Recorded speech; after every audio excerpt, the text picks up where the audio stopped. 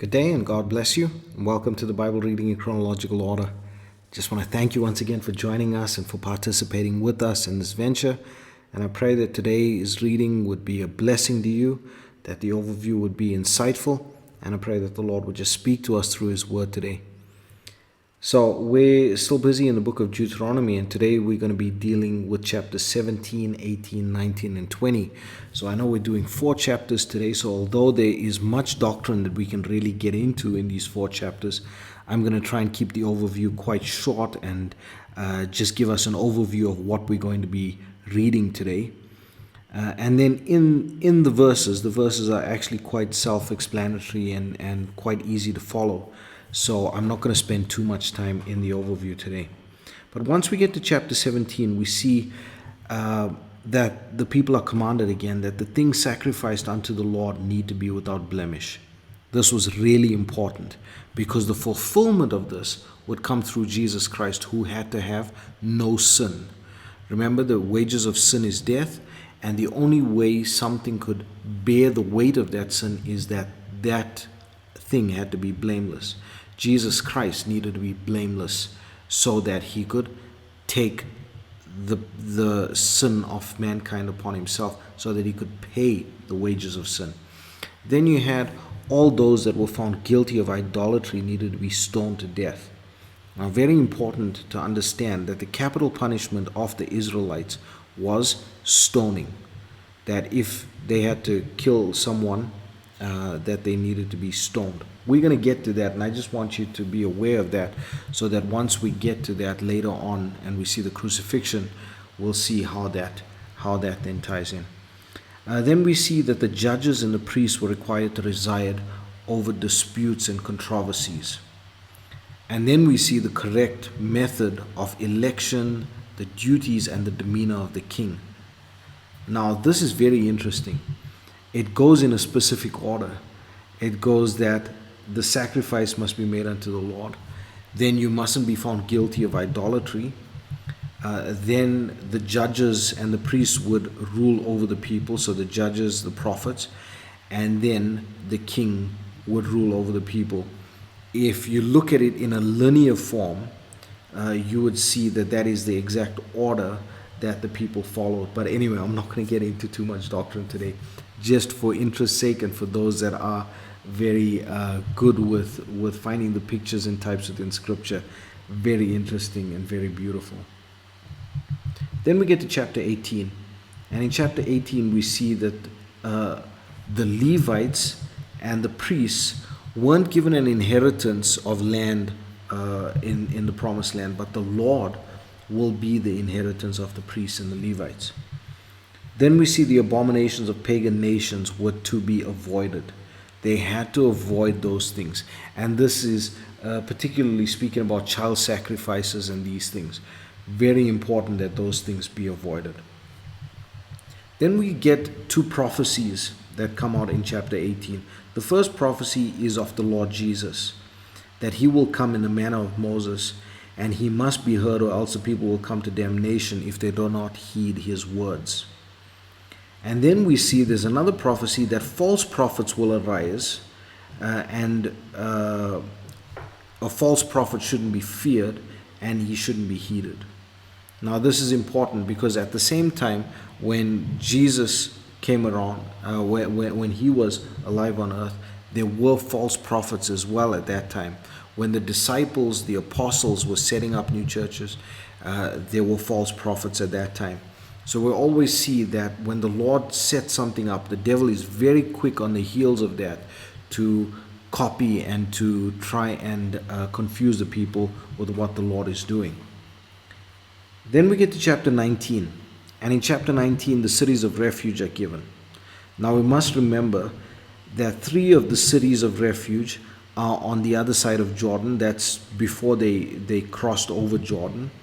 And then the 3 that it's speaking about here in this chapter is the 3 that needs to be set up once they move into the promised land. Now the law of the cities of refuge is given, and the law of witnesses is given. And this is very important that you understand this in context of when you look at the crucifixion of Jesus and they were looking for witnesses. Remember that one witness could not plead a case. You needed to have two or more witnesses. The Bible also says, in the mouth of two or three witnesses shall all things be established. And then it also gives punishment for the false witness. And when we come to the crucifixion, we're going to take some real time in dissecting this section in the crucifixion itself. And then we get to chapter 20. And in chapter 20, we see that the Lord commands the people to go out to battle without fear, because the Lord is with Israel. We see that the priests are required to exhort the soldiers before the battle to encourage them that the Lord will fight for them, so they don't need to be afraid. And then the Lord gives this law of the soldiers that have just been married, or they just bought a land, or the soldiers that are just afraid to go into battle, and they are to be excused from the battle. Now this is a strange one, but when we look at it in the light of the spiritual battle, it is talking about the faith here. If someone is looking for satisfaction in something else, then they will not have the faith to partake in the spiritual battle. If someone is fearful and they are doubting, not to say that when you enter a spiritual battle you completely without fear, it's faith, and when we have faith, then we can go into battle. But if you don't have faith, if you're fearful without faith, then you cannot go into battle. And so this in a natural sense then is given in chapter 20. If you are afraid, or you just married your wife and you haven't had a time to be with her, if you've bought a land and you haven't tasted of the fruit of that land, you're allowed to go home. You're excused from the battle. And then the officers are told of how to use the cities that either accept or refuse the proclamation of peace set before them. So they had to go and offer peace to these nations. And then if they refused the peace, then Israel were to go in there and smite everyone. If they accepted the peace, then those people would serve Israel in those lands. And that's basically how the chapter ends then. So these are the 4 chapters that we're going to be going through today. I pray that the Lord would just give us insight and grace to water His Word, so that we can understand His Word better and just live in the light of His truth and His mercy. I pray that the Lord would bless you and keep you. May His face shine upon you. May He give you peace. God bless you all. Chapter 17. Thou shalt not sacrifice unto the Lord thy God any bullock or sheep wherein is blemish, or any evil favoredness, for that is an abomination unto the Lord thy God. If there be found among you within any of thy gates which the Lord thy God giveth thee, man or woman that hath wrought wickedness in the sight of the Lord thy God, in transgressing his covenant, and hath gone and served other gods and worshipped them, either the sun or moon, or any of the host of heaven, which I have not commanded, and it be told thee, and thou hast heard of it, and inquired diligently, and behold, it be true, and the thing certain, that such abomination is wrought in Israel, then shalt thou bring forth that man or that woman which have committed that wicked thing unto thy gates, even that man or that woman, and shalt stone them with stones till they die. At the mouth of 2 witnesses or 3 witnesses shall he that is worthy of death be put to death, but at the mouth of 1 witness he shall not be put to death. The hands of the witnesses shall be first upon him to put him to death, and afterward the hands of all the people. So thou shalt put the evil away from among you. If there arise a matter too hard for thee in judgment, between blood and blood, between plea and plea, and between stroke and stroke, being matters of controversy within thy gates, then shalt thou arise and get thee up into the place which the Lord thy God shall choose, and thou shalt come unto the priests, the Levites, and unto the judge that shall be in those days, and inquire. And they shall show thee the sentence of judgment. And thou shalt do according to the sentence which they of that place which the Lord shall choose shall show thee. And thou shalt observe to do according to all that they inform thee. According to the sentence of the law which they shall teach thee, and according to the judgment which they shall tell thee, thou shalt do. Thou shalt not decline from the sentence which they shall show thee, to the right hand, nor to the left. And the man that will do presumptuously, and will not hearken unto the priest that standeth to minister there before the Lord thy God, or unto the judge, even that man shall die, and thou shalt put away the evil from Israel. And all the people shall hear, and fear, and do no more presumptuously.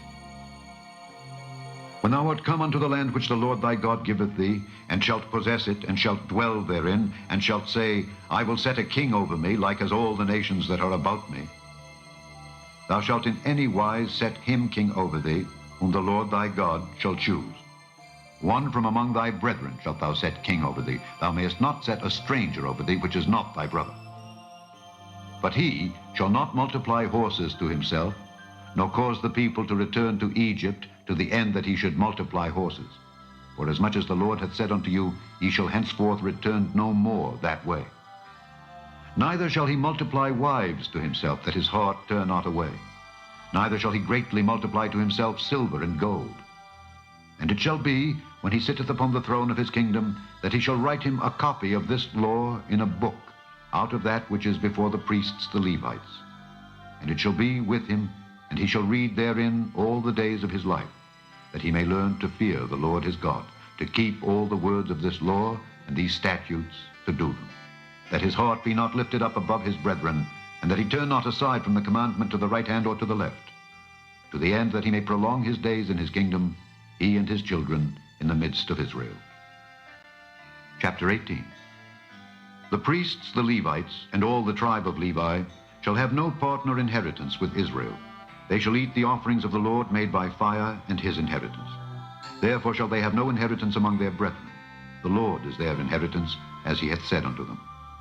And this shall be the priest's due from the people, from them that offer a sacrifice, whether it be ox or sheep. And they shall give unto the priest the shoulder, and the 2 cheeks, and the mole. The first fruit also of thy corn, of thy wine, and of thine oil, and the first of the fleece of thy sheep shalt thou give him.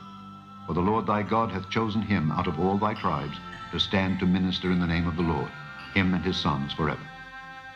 And if a Levite come from any of the gates out of all Israel where he sojourned, and come with all the desire of his mind unto the place which the Lord shall choose, then he shall minister in the name of the Lord his God, as all his brethren the Levites do, which stand there before the Lord. They shall have like portions to eat, beside that which cometh of the sale of his patrimony. When thou art come into the land which the Lord thy God giveth thee, thou shalt not learn to do after the abominations of those nations. There shall not be found among you any one that maketh his son or his daughter to pass through the fire, or that useth divination, or an observer of times, or an enchanter, or a witch, or a charmer, or a consulter with familiar spirits, or a wizard, or a necromancer. For all that do these things are an abomination unto the Lord. And because of these abominations, the Lord thy God doth drive them out from before thee. Thou shalt be perfect with the Lord thy God. For these nations which thou shalt possess hearkened unto observers of times and unto diviners. But as for thee, the Lord thy God hath not suffered thee so to do. The Lord thy God will raise up unto thee a prophet from the midst of thee, of thy brethren, like unto me. Unto him ye shall hearken. According to all that thou desiredst of the Lord thy God in Horeb in the day of the assembly, saying, Let me not hear again the voice of the Lord my God, neither let me see this great fire any more, that I die not. And the Lord said unto me, They have well spoken, that which they have spoken. I will raise them up a prophet from among their brethren, like unto thee, and will put my words in his mouth, and he shall speak unto them all that I shall command him. And it shall come to pass, that whosoever will not hearken unto my words which he shall speak in my name, I will require it of him. But the prophet which shall presume to speak a word in my name, which I have not commanded him to speak, or that shall speak in the name of other gods, even that prophet shall die. And if thou say in thine heart, How shall we know the word which the Lord hath not spoken? When a prophet speaketh in the name of the Lord, if the thing follow not, nor come to pass, that is the thing which the Lord hath not spoken. But the prophet hath spoken it presumptuously. Thou shalt not be afraid of him. Chapter 19. When the Lord thy God hath cut off the nations whose land the Lord thy God giveth thee, and thou succeedest them, and dwellest in their cities and in their houses, thou shalt separate 3 cities for thee in the midst of thy land, which the Lord thy God giveth thee to possess it. Thou shalt prepare thee a way, and divide the coasts of thy land, which the Lord thy God giveth thee to inherit, into 3 parts, that every slayer may flee thither. And this is the case of the slayer which shall flee thither, that he may live. Whoso killeth his neighbor ignorantly, whom he hated not in time past, as when a man goeth into the wood with his neighbor to hew wood, and his hand fetcheth a stroke with the axe to cut down the tree, and the head slippeth from the helve, and lighteth upon his neighbor that he die, he shall flee unto one of those cities and live, lest the avenger of the blood pursue the slayer while his heart is hot, and overtake him because the way is long, and slay him, whereas he was not worthy of death, inasmuch as he hated him not in time past. Wherefore I command thee, saying, Thou shalt separate 3 cities for thee. And if the Lord thy God enlarge thy coast, as he hath sworn unto thy fathers, and give thee all the land which he promised to give unto thy fathers, if thou shalt keep all these commandments to do them, which I command thee this day, to love the Lord thy God, and to walk ever in his ways, then shalt thou add 3 cities more for thee, beside these 3, that innocent blood be not shed in thy land, which the Lord thy God giveth thee for an inheritance, and so blood be upon thee. But if any man hate his neighbor, and lie in wait for him, and rise up against him, and smite him mortally that he die, and fleeth into one of these cities, then the elders of his city shall send and fetch him thence, and deliver him into the hand of the avenger of blood, that he may die. Thine eye shall not pity him, but thou shalt put away the guilt of innocent blood from Israel, that it may go well with thee. Thou shalt not remove thy neighbor's landmark, which they of old time have set in thine inheritance, which thou shalt inherit in the land that the Lord thy God giveth thee to possess it. One witness shall not rise up against a man for any iniquity or for any sin in any sin that he sinneth. At the mouth of 2 witnesses, or at the mouth of 3 witnesses, shall the matter be established. If a false witness rise up against any man to testify against him that which is wrong, then both the men between whom the controversy is shall stand before the Lord, before the priests and the judges which shall be in those days, and the judges shall make diligent inquisition. And behold, if the witness be a false witness, and hath testified falsely against his brother, then shall ye do unto him as he had thought to have done unto his brother. So shalt thou put the evil away from among you. And those which remain shall hear and fear, and shall henceforth commit no more any such evil among you. And thine eye shall not pity, but life shall go for life, eye for eye, tooth for tooth, hand for hand, foot for foot. Chapter 20. When thou goest out to battle against thine enemies, and seest horses and chariots and a people more than thou, be not afraid of them, for the Lord thy God is with thee, which brought thee up out of the land of Egypt. And it shall be, when ye are come nigh unto the battle, that the priest shall approach and speak unto the people, and shall say unto them, Hear, O Israel, ye approach this day unto battle against your enemies. Let not your hearts faint, fear not, and do not tremble, neither be ye terrified because of them. For the Lord your God is he that goeth with you to fight for you against your enemies, to save you. And the officers shall speak unto the people, saying, What man is there that hath built a new house, and hath not dedicated it? Let him go and return to his house, lest he die in the battle, and another man dedicate it. And what man is he that hath planted a vineyard, and hath not yet eaten of it? Let him also go and return unto his house, lest he die in the battle, and another man eat of it. And what man is there that hath betrothed a wife, and hath not taken her? Let him go and return unto his house, lest he die in the battle, and another man take her. And the officers shall speak further unto the people, and they shall say, What man is there that is fearful and faint-hearted? Let him go and return unto his house, lest his brethren's heart faint as well as his heart. And it shall be, when the officers have made an end of speaking unto the people, that they shall make captains of the armies to lead the people. When thou comest nigh unto a city to fight against it, then proclaim peace unto it.